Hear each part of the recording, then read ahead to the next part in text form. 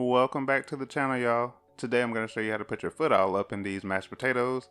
We're making smoked Gouda mashed potatoes today. These are amazing and easy to make. But first, make sure you go ahead and subscribe, ring that bell. Alright, let's get started.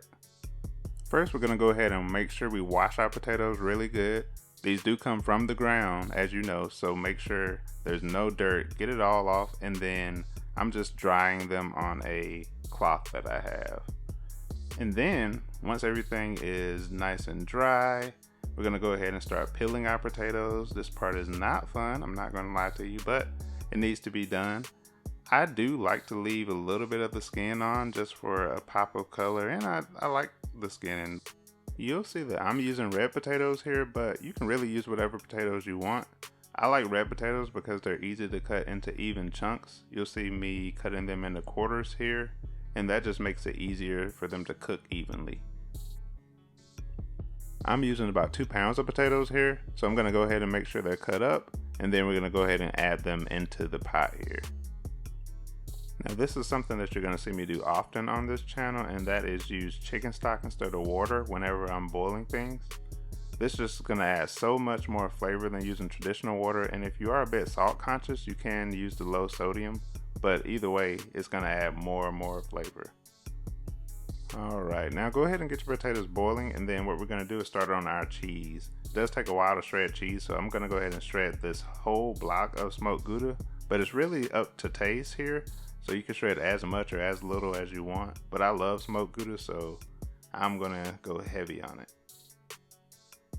Now if you're not a fan of smoked Gouda, I'd be surprised that you click this video, but you may also substitute this for cheddar or Parmesan. They're both really good options here, or whatever your favorite cheese is.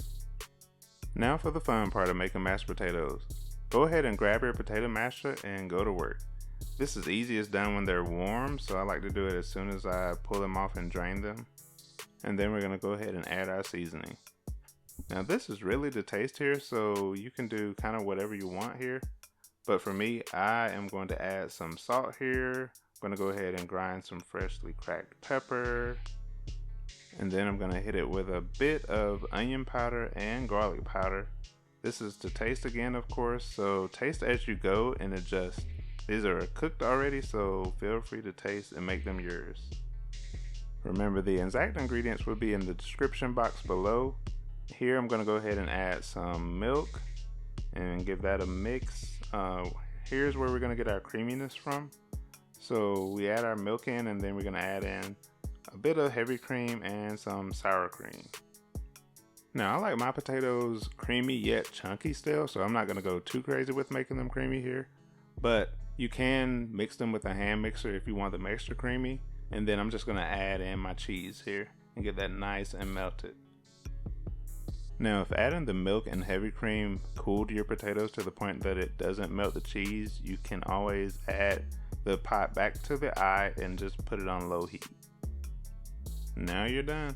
Go ahead and plate these up, and I love to add in some green onion just for that pop of color and also a great flavor. Then top it with some butter while it's still warm. Now if you did enjoy this video, go ahead and like and subscribe, and make sure you tag me on social media whenever you make it. I love seeing everybody make these dishes. Hope you guys enjoyed, and then you know I have to try it for myself. Thank you guys for watching. I really do appreciate the support. I really hope you guys enjoy this one just as much as I did.